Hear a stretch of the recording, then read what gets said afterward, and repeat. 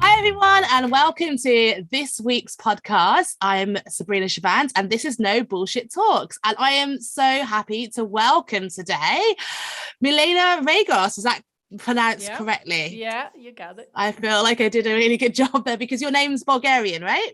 Yeah. And so you're originally from Bulgaria. Whereabouts in Bulgaria are you from? From Sofia. Sofia, so the capital.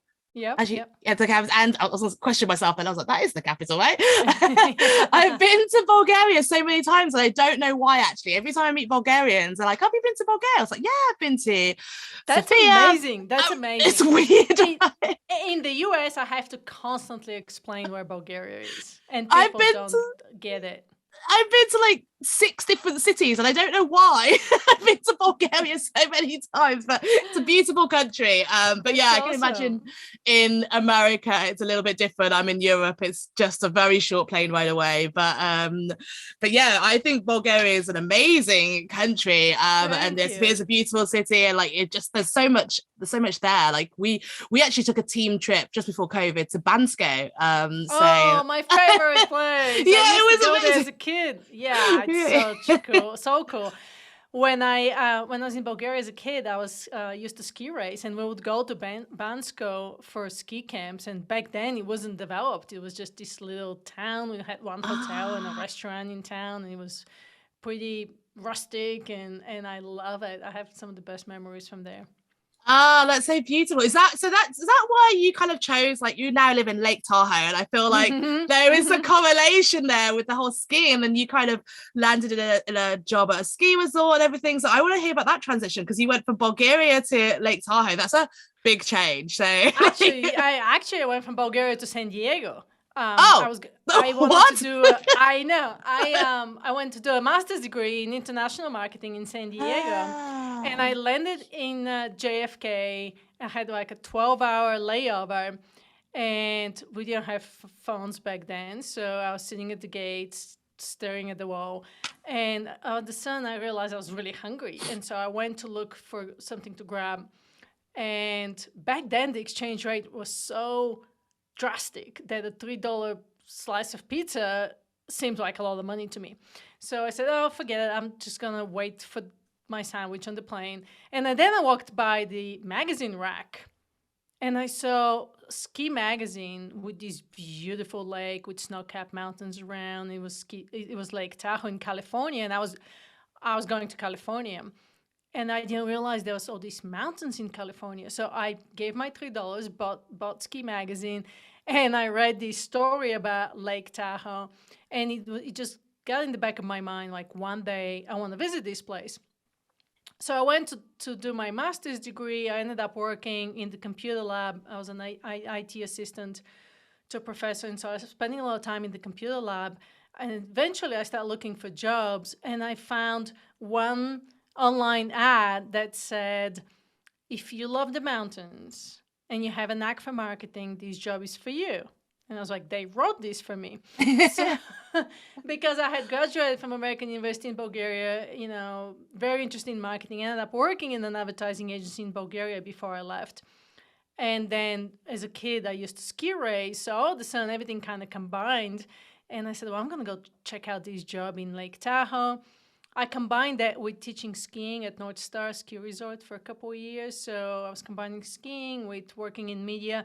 So I was actually an early adopter of online marketing back in, 97, 98 is when I got involved with digital marketing. So that's how I ended up in Lake Tahoe, like many years ago. I want to say 25 years ago. Wow, it was like it called out to you. It's like you're calling. It was great. That's incredible. And you're right, that's really early to start online media. I mean, I don't even remember what it was like. Yeah, there was no Instagram, there was no Facebook. Yeah, I remember going to parties and explaining to people. I would spell Google to them, and I'll be like, this is a great search engine, you should check it out. And they're on Yahoo and Alta Vista. I was going to say. Yeah. So, I'm definitely dating myself. But, I've spent half my life in Lake Tahoe now, and it's a beautiful, beautiful place. Every day I'm still in awe. But it tells you sometimes you have that vision of what you you want your life to look like. And it didn't happen overnight, right? But I had that vision and I made it happen. And sometimes that's all we need, really, is that vision to make it a reality. So what was your vision, or what was, as early as you can remember, what vision did you have, and what did you think you were doing for what you were made to do for your life? Well, I was always attracted to marketing. I because of creativity, always wanted to have that creativity in my life. And process of elimination, I didn't like anything else, and I was like, okay, well, marketing it is. And I started going down that path, and I thought it was really a great career. Actually, I thought it was more fun. Technology, I think, changed a lot of that creative element in a very different way. I think our attention has decreased a lot, and so our creativity needs to be even sharper because it's about grabbing attention, right? Where before it was like, how am I going to create a print ad or a radio ad or a TV ad? A lot has changed with online media, obviously. My vision coming to the US was I wanted to have more freedom. I wanted to build a lifestyle of my dreams. I wanted the American dream. To me, a lot of that was associated with outer success, with material success. And I went down this path of marketing career. After the media company, I worked for another dream job of mine, which was a marketing director for a ski resort. Again, combining marketing with skiing. I did that for a decade. Got paid to ski and promote something that I am passionate about. So how could you possibly go wrong with it? It was a blast. After 10 years, social media was picking up, and I kind of got done working for a corporation. I was kind of done with the bureaucracy, done with the amount of meetings, done with the emails, and kind of really the bullshit that comes with it, since we're on the No Bullshit podcast. So I decided to start my own marketing agency, and I called it Out and About Marketing, and set out to, take over the world in social media, as we do. That was my dream, to build my own agency. Or I started with consulting and then started adding people to my team. And I ended up working. I had an amazing network of people, and social media was really new back then. And so digital marketing was something that a lot of people wanted. I actually had to fight for them to increase their budgets. Like, the pandemic just did all the work overnight that I tried to do for years, because everybody went online. Mm-hmm. But I was consulting. I was doing marketing strategies, consulting content marketing strategies, a lot of social media, and ended up working with some amazing brands and celebrities internationally. I was fortunate enough to work with people like Madonna. That's cool. Hard Candy Fitness, Steve Nash in Canada, UFC Gym, Ritz-Carlton. I mean, just some 1-800-Flowers. Amazing brands. Build a team, and all of a sudden I realized that what I envisioned as being my dream started taking over my life. I can imagine that already, and I can feel like, and we're going to definitely come back to that, because I want to talk about that moment when you realized, but I want to talk about the first moment first that made you go into that, because at the moment we're going through a great resignation, right? That's what they're saying in the US, in the UK. Like, it seems to be global, right? And everyone's just quitting their jobs. I think the pandemic has made people sort of realize there's more to life than just your 9-to-5 work, and people are looking for that better work-life balance. And but a lot of people are also inspired by, they want to start their own company, and they're kind of like doing their own thing. But you did that back years ago, right? And you said that you were in your dream job. Like, you literally said this job called to you, right? You were being paid to ski. It's like a passion, like, and when it's your passion, it doesn't even feel like work.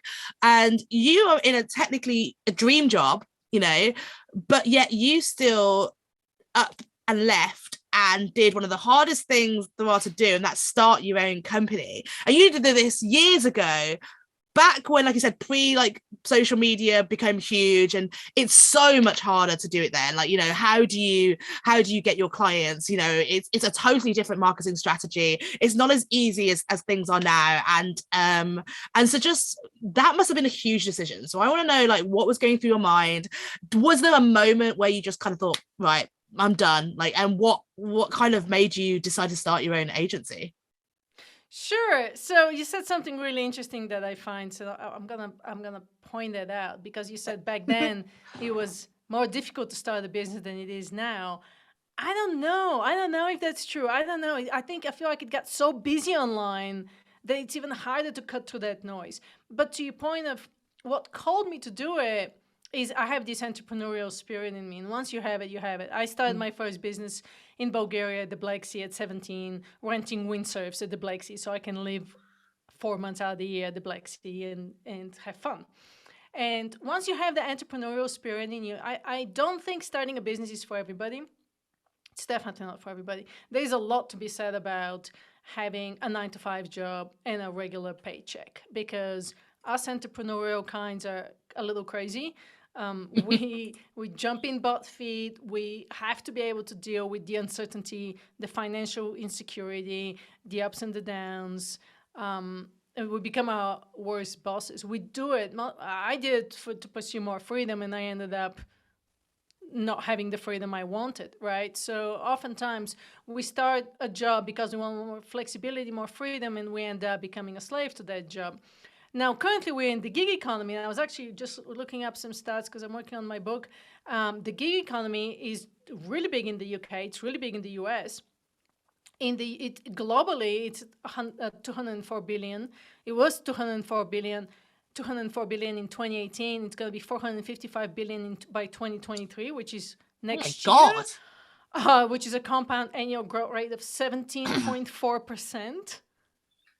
That is mental. And number of freelancers in the US is going from 57 to 86 million by 2027. In the UK, the gig economy has almost doubled and accounts for about 4.7 million people. So a lot of people, great resignation, half of people are changing jobs, but not all of them are starting their own businesses, right? We're currently reversing a 13-year slump in starting businesses in the US, so we're reversing that.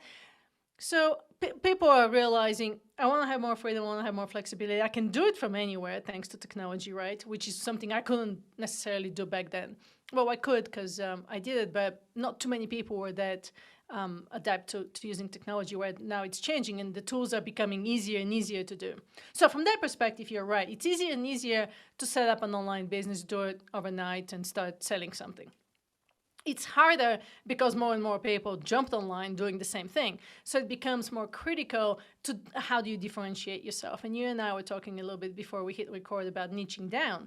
And that's the one thing I feel like I didn't do well. I didn't, even though I was niching down in primarily in social media, and primarily in travel and health and wellness and recreation industries, I still feel like if I had niched down even more, I would have done better financially with less work. But instead, we fall for this hustle. We fall for this more is better. We fall for this, I can't say no to a client. So I had a client in hotel industry, a client in floral industry, and a client in the gym industry. You know what I mean? But if I had niched down in just one of them, I could have maybe become the category queen of that industry and completely dominate the market and be known for just owning that corner. And I think that's a point I'm trying to make with people trying to start a business. We sometimes think that we need to reach more people and be, broader aspect, when in reality, the riches is in the niches. Niching down as much as you can is key, because there's just so much noise online. So for people to follow you and for people to want to work with you, they need to understand what you stand for. And it's just, it's to me, it's getting really tough to make you're right, you can't distinguish yourself from other people. Although like the niching thing, I feel like you mentioned travel industry, and imagine if you niche in that and then the pandemic hit, you'd be screwed. I have people that and that's what scared me. That's why I did 3 industries, which I chose these industries because they primarily align with my values. So I was fairly value oriented when I set up my business, because I wanted to have fun. I wanted to go work with the ski resort and go have a client meeting with the marketing director and ski while we're talking work. Or, go to Sydney and go work in a gym and have a meeting, with my client. That's a dream. So that was a great business. What happened, though, is I realized that all I did was work. All I did. every single minute of my waking life. But when it's your own business, it's your baby, right? And you get attached to it. And it's like, I think like most business owners, they suddenly realize time is money, and like if you're every moment you're not working, you're actually like losing out on potential, and they see it as a negative thing. They're not thinking about all the positive stuff that comes with it, that you need to rest, that you need to reset. They're like, oh, but I could be working, I could be earning this. And it's very easy to slip into. I completely get why you did that, especially like you said, you've got that entrepreneurial spirit. You started business when you're 17, like you've got that drive, and you're obviously ambitious, so you want to do the best you can, and so it's natural to kind of fall into that. So I guess, like, you know, what you're about now is kind of the opposite to that kind of marketing agency life of all that sort of stuff. And, you know, you are so chill, and you're like all about that. You're all about making a better life for everyone. And, you know, you've branded up Unhustle, which is so cool that you've got this absolute opposite to hustle culture. And so it's like, just walk me through though, because you are, you know, you followed your dream, which we thought was your dream, into this marketing agency. You've done really well. You work with all these big brands. You've got like what seems like the ideal life, and it's all go. At what moment did you think, right, this is not a dream, this is actually a nightmare? Like, how do I get out of it? Like, when did that happen? So you mentioned so many things I want to unpack because that's exactly what I'm trying to debunk. There's a lot of myths there that you mentioned. So I'm going to start one by one, then I'll get to your question. You said, you know, your business is your baby. So there are actually studies that show that psychologically, as an entrepreneur has an emotional connection with their business, just like you will with your baby. I believe that. And that's where that saying comes from, right?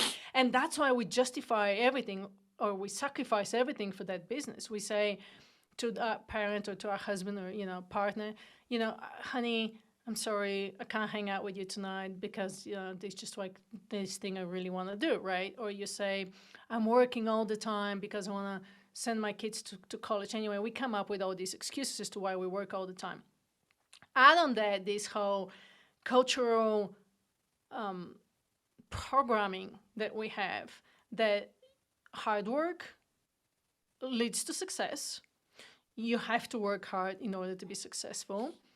And the UK is just as bad as the US. We end up working all the time to be successful. Now, when I started to do the research into this, I found out that the opposite of that is actually proven to be right. And what I mean by that is there are tons of studies that show that overwork doesn't lead to more productivity. There is a fine line between how many hours you work and how productive you are.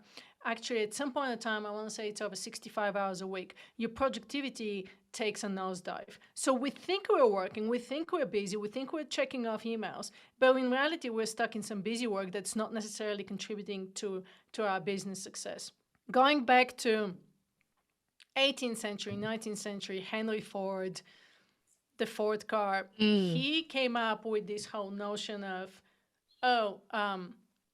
instead of working 12-hour days, which is what they were doing in the factory, I can make the shifts 8-hour days and get 3 shifts in instead of 2, and give people more time to have more leisure time so they can buy more cars and go traveling somewhere. So it's so driven by that notion. Actually, he saw back then that when he had people work fewer hours, so that's how the 9 to 5 came about. People were more productive. And then companies saw that people were more productive working 9 to 5 instead of longer hours, so we shifted. Then we have the Protestant work ethic saying that work is noble. Now, work is completely noble, I agree with it. But we can't just have work being 100% of our lives. All of the biggest invention, if you go back and look at history, so going back to the Greeks glorifying, leisure time, and if you look at a lot of the creatives and musicians and artists, they didn't work more than 5-6 hours a day. Now, all the latest developments from neuroscience point to the fact that because we're using our brains for work, we're no longer going to factory. We don't go, put our gray suits and go to a factory where you're physically working something. We're using our minds. our minds can only sustain us and be focused and on point for shorter time before you need to give it a break. So bottom line is, and here's the big paradox that comes from the flow theory. Now, flow is when you feel like you're in the zone, like where high performance and athletes, when they perform, when they're fully focused, that's when they're in the zone. When people say they're in the zone, they feel more creative, more productive, more fulfilled, which is ultimately what we want. We want to spend more time in flow, whether you're working or you're not working. And according to the flow theory, which is this book here, Mihaly Csikszentmihalyi, he's a Hungarian-American psychologist. Here's the paradox of work. Even though people say they'd rather not be working and rather have more time off, 64% of the time they actually experience flow during work, because you have something challenging to do, you have a deadline, you're checking off the to-do list, you're fairly focused, you feel creative.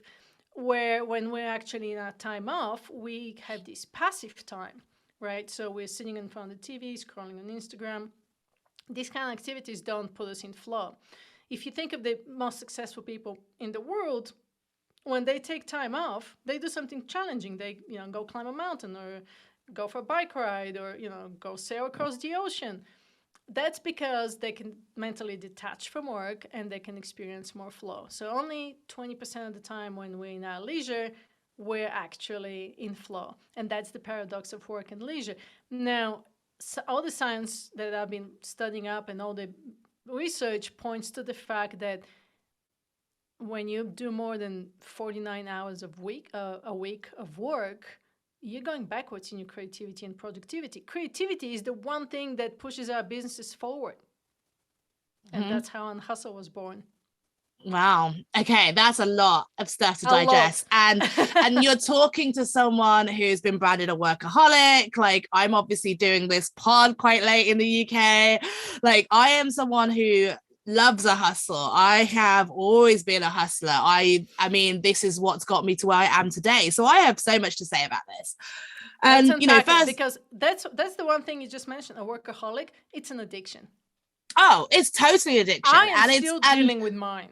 I'm not 100%. And I think the difference is I'm aware of it. So at least like I have that insight that I know I do too much and I know that I need to change it. So at least I'm that step closer to realizing it. And like I can stand up and be like, hi, my name's Sabrina, I'm a workaholic. Like, I can do that. But like step one, and I've changed a lot over the last few years in terms of, and you said about, relationships. And I think that's it. I think being a workaholic or whatever you want to call it, the hustle culture destroys relationships, like whether it's friendships, whether it's romantic relationships. But I think that, if you find someone that you want to spend time with and you respect their time, you will be able to detach. And I've learned to be much better and more efficient with my time because I know I want to spend quality time with people, and I respect that I shouldn't be half on my computer working or checking my emails or on my phone trying to reply to emails when I'm supposed to be spending quality time with someone. So I've learned a little bit,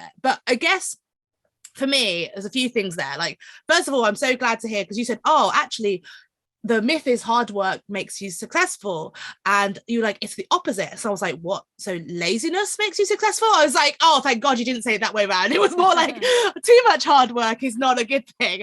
And so I get that, but let's talk about this a little bit. No, laziness won't make you successful, but first we need to define what success is. And define what laziness is, because I feel like laziness won't make you successful. We are completely unable to stand still and do nothing. It's just our primarily because of, if you look at it from a psychological perspective, primarily because we can't deal with all the thoughts in our mind. That is why mindfulness meditation, things like that.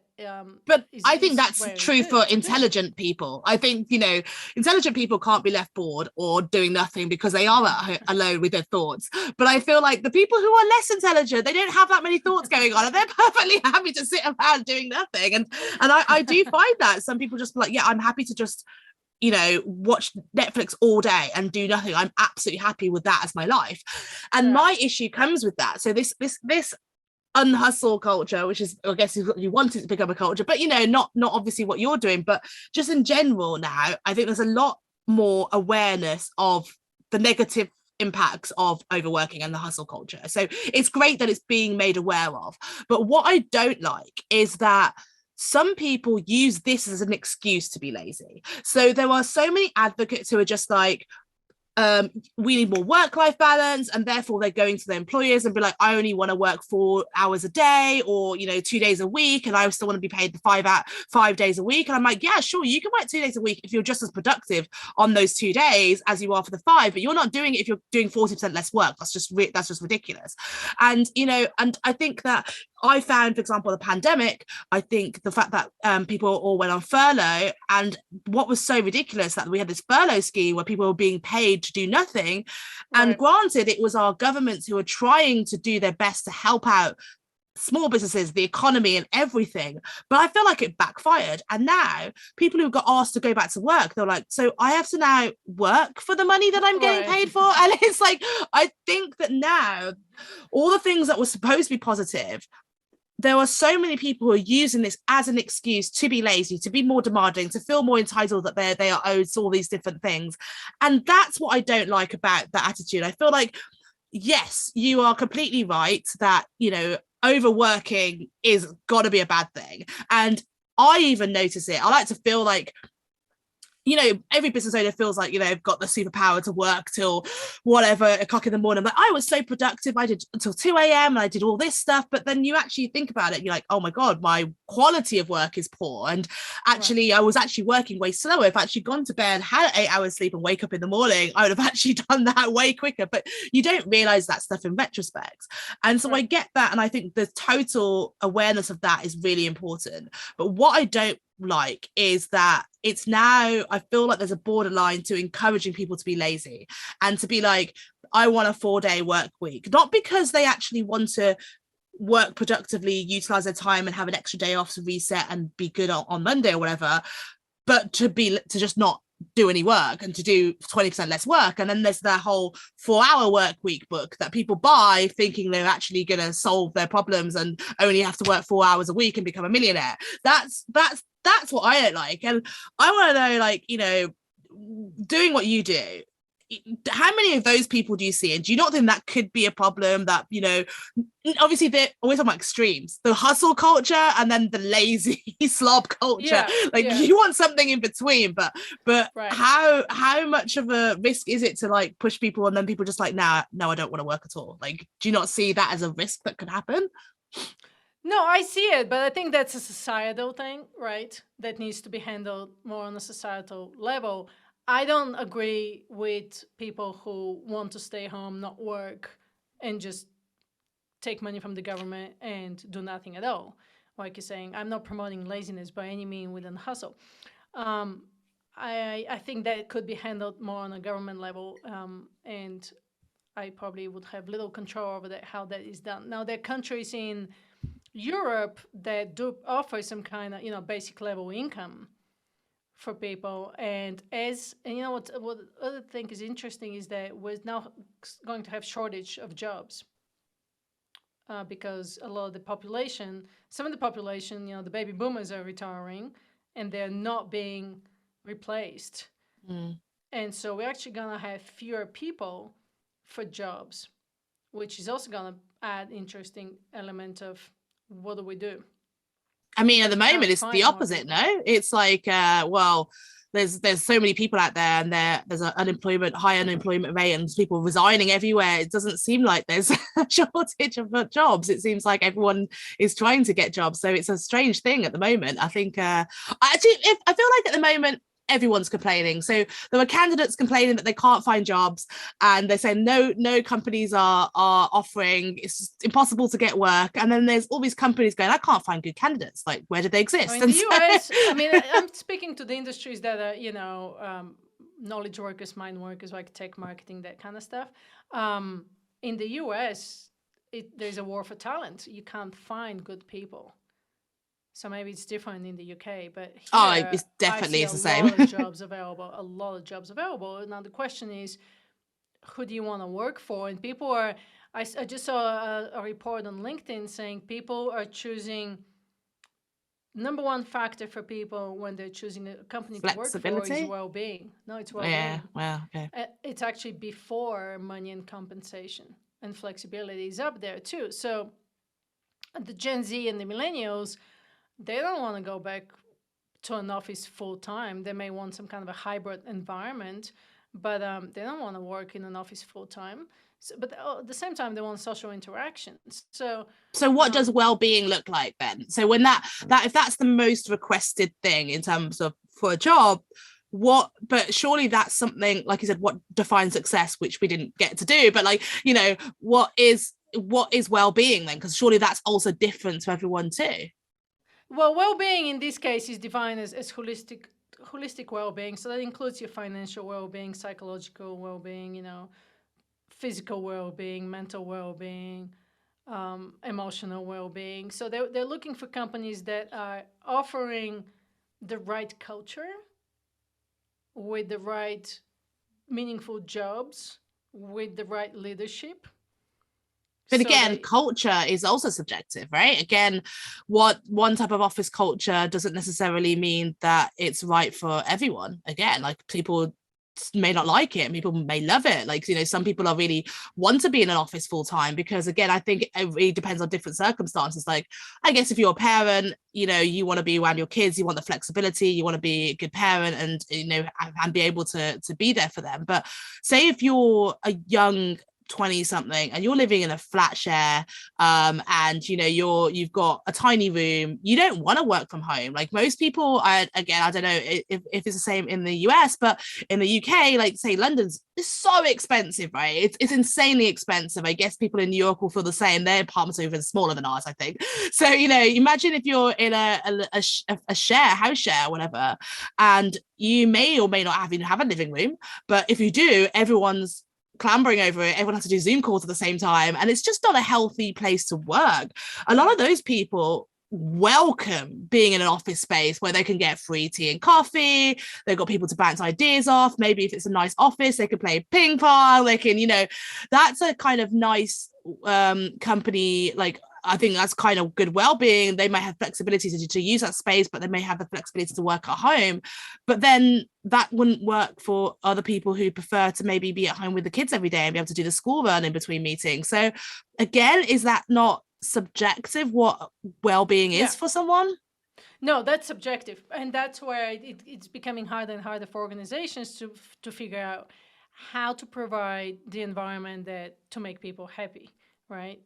Because at the end of the day, we know that employee well-being contributes to productivity, and so they're trying to figure out, okay, maybe and that's how the hybrid environment is coming about, right? Some people want to go to the office, so it's a question of how often you want to go to the office and how often you want to work from your yoga pants in your couch, right? So that presents an opportunity really to define how we work, where does work get done, how often we work. Does everybody need to be on a 9 to 5 program, or maybe you're a late person, maybe you want to get your work done between 6 in the evening and midnight?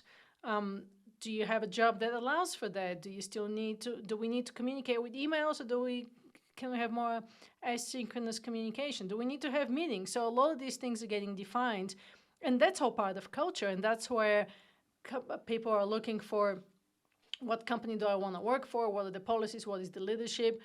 How do they show up? If a leader says, oh yeah, we believe in work-life balance, which I don't believe in that phrase anyway, because it's putting work first. I believe in live, work, play design. But if a leader tells you, I believe in work-life balance, but then at the same time they're sending emails at 10 o'clock at night, working on weekends, not taking a vacation, it creates a more of a role model for people to work all the time too, right? So okay, so tell me this. You mentioned sitting at home in your yoga pants on your couch working, which, a lot of people did. I think yoga pants sales went up massively during lockdown and everyone's got a pair. But, whilst that sounds great and, people are be fighting for the flexibility to be able to do this, But on another level, isn't that super unhealthy that people aren't getting out of their sweats? People aren't even bothering showering now because they're just getting into this work from home routine, and you know, who knows what's going on from the waist down, because no one can see on a Zoom call, right? So people are unless just you getting... get up and walk away.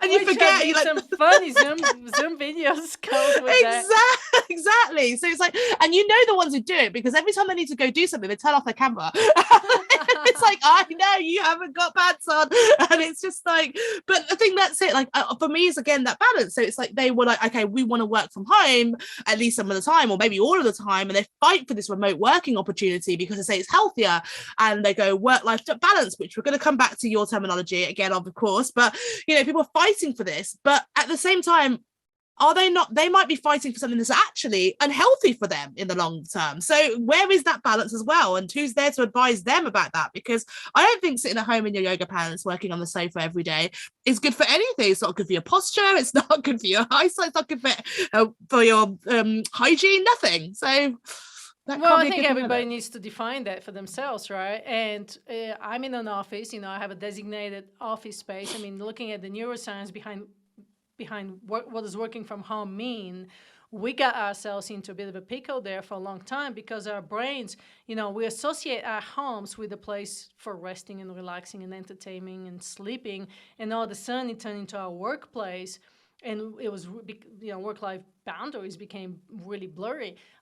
So if you're working from the kitchen table and then you're eating dinner on the same kitchen table, your brain can't separate these two activities. And so there's a lot of things you can do. I definitely don't recommend working from the couch, for example, because, you know, your brain thinks the couch is for resting and relaxing at the end of the day. So you definitely need a designated place to work during the day, and it takes motivated, focused, and motivation and autonomy to be able to get your work done and not get distracted. I know, because I've been doing it for so many years.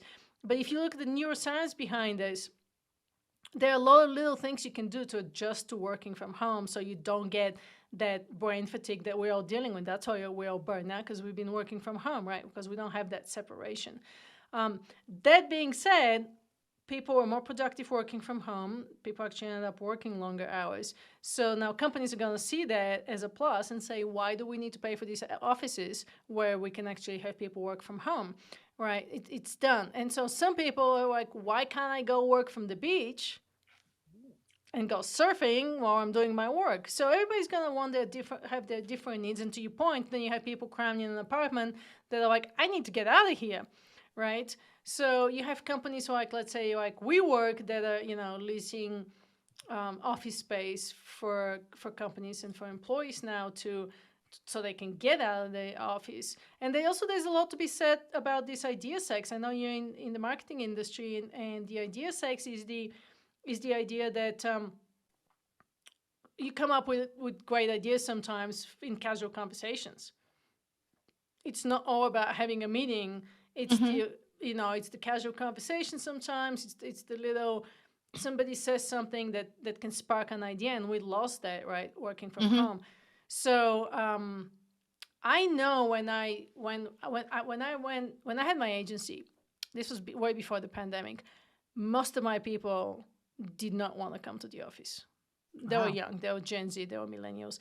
Every once in a while, they wanted to come to the office and have like a meeting and have like a whole day of, you know, getting together and hanging out and brainstorming ideas and all that stuff.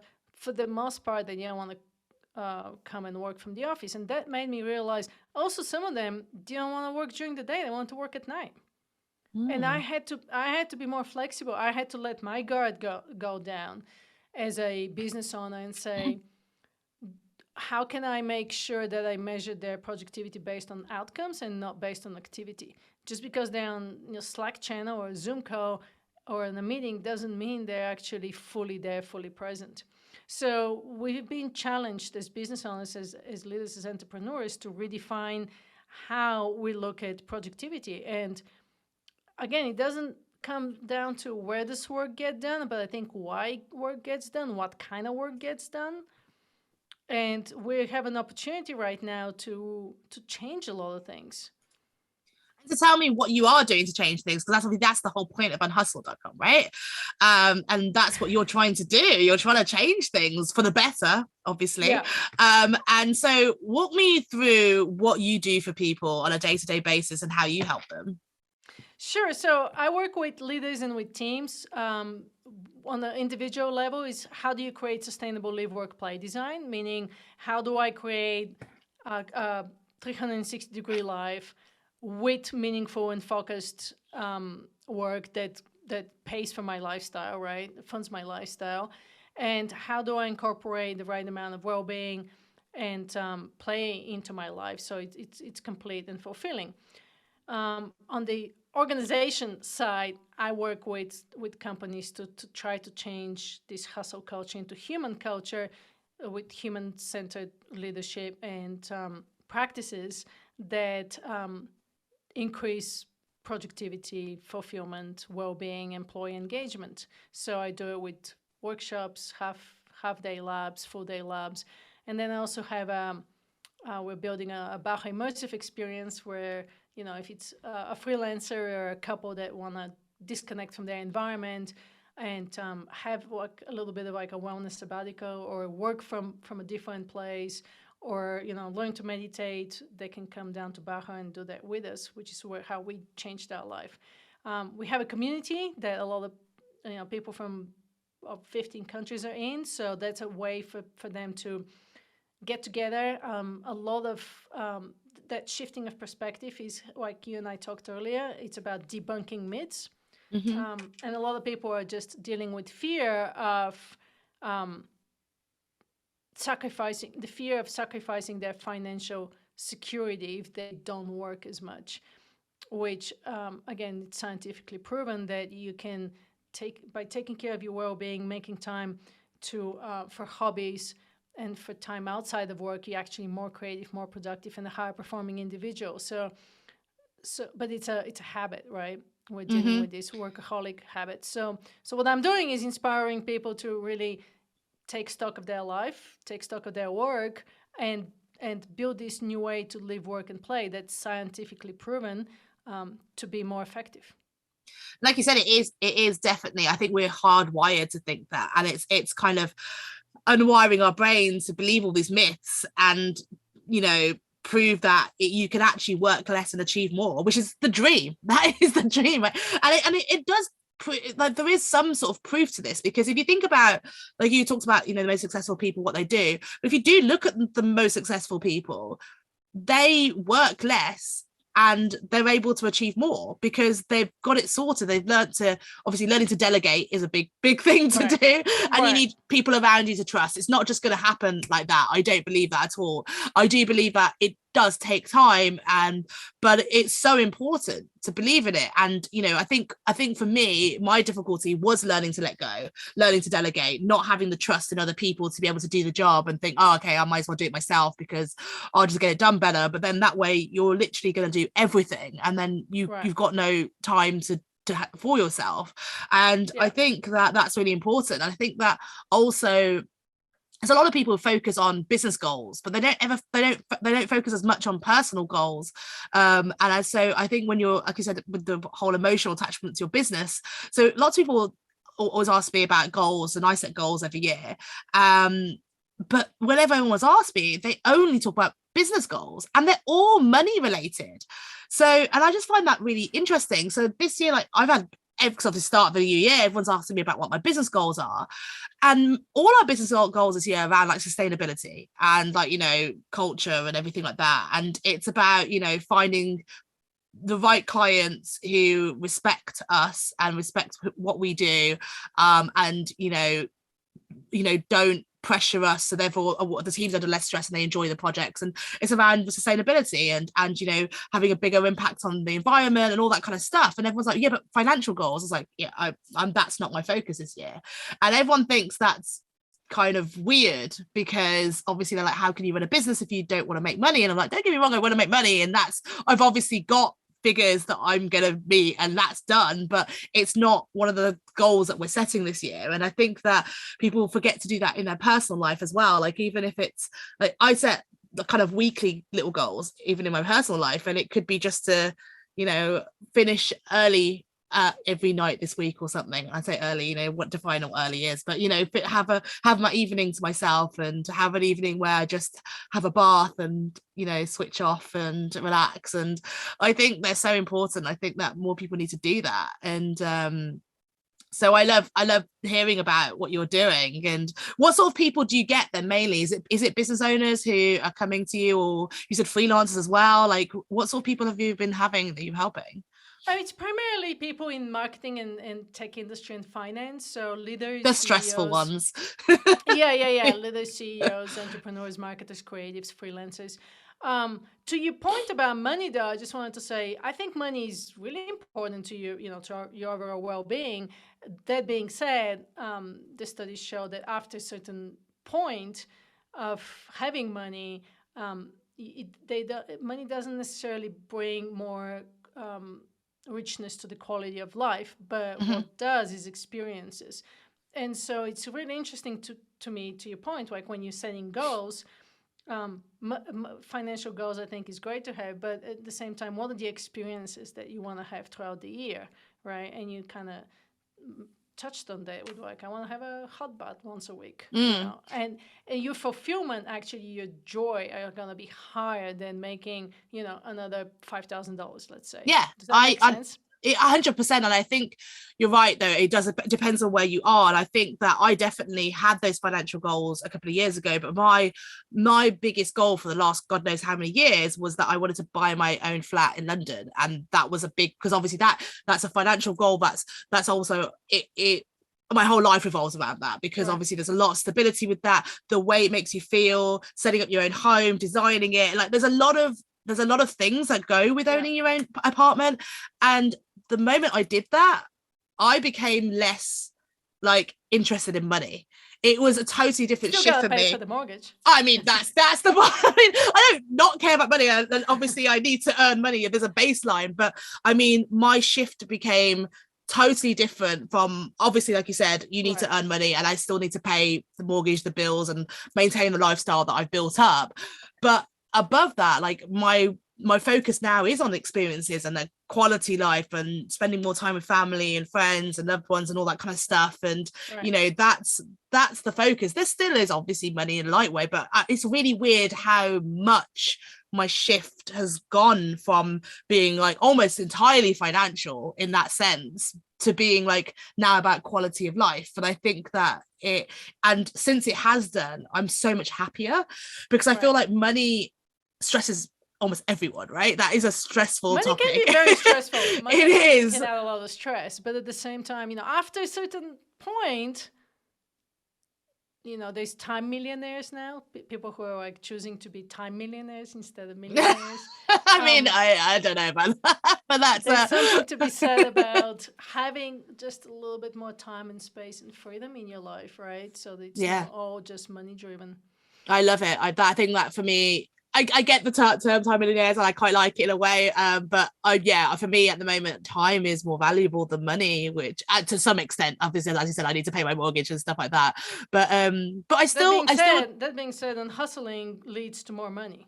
Now, I just exactly, because when you're working you're more productive, you're more creative, you come up with better ideas, you differentiate yourself better. So in that's my goal. That's what I mean. That's my goal, is that it's that quality. And like I said, it's less financial, but doing all those positive things, I think, will lead onto, like it should do, like you said, that everything should improve that way. And I think being less directly focused on money is a lot less stressful, and I think, but it could lead to obviously a big financial gains. And I think that's why I'd love to kind of get your take on this, because as I said, I've definitely kind of had that massive hustle culture. I'm more conscious of it now, and don't get me wrong, I like to think that I've improved a lot, but I'm still nowhere near what I should be.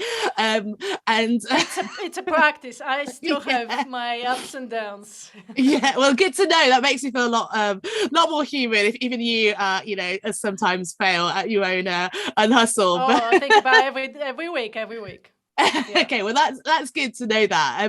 But what advice would you give to like someone who's a really ambitious, like career driven entrepreneur, maybe financially driven, you know, who wants always the best. And I think that that's what I feel like it, you know, people who do believe that hard work pays off, because I think that hard work does pay off, but it's like they always say, work smarter, not harder, and all that kind of stuff. And you know, what advice would you give to people who are that kind of career driven individual and ambitious type, to be able to unhustle a bit more, and to be able to but not have the fear that they're gonna, you know, drop back and achieve less? Like what advice would you give to them? But it's a bit of a knack, right? It's like you said, it's a bit of a skill that you can acquire over time to do this right. But I guess my advice to people would be figuring out a life where you align with your values and creating your own version of success, as opposed to falling for what success is based on someone else's definition, your parents' definition, what school taught you, what society says success means. Because I see this repetitively. People think they're career driven and financially driven, and they think that once they have certain level of material success, they will be happy. And it's the other way around. You start first with who you are, what makes you happy, what's the life and the experience you want to have, and then what's the work that will fulfill you instead of over time end up draining you. So being aligned with your values is how to be more in alignment in life in general, and how to create this sustainable live, work, play design, as opposed to do something so that 20 years from now you realize you're burned out and it's not fulfilled. So what is success to you? Success for me is doing what I love, living in a place I love, surrounded by the people I love, and contributing to society in some meaningful way, and doing it effortlessly. Wow, I like that. And by definition, that means you are very successful, because you've got all that, right? Yeah. And at the end of the day, I realized, you know, it's not, if we talked earlier about goals, right? Well, the thing with goals is the goal always moves. We always create a bigger goal. We're always chasing something that we don't have.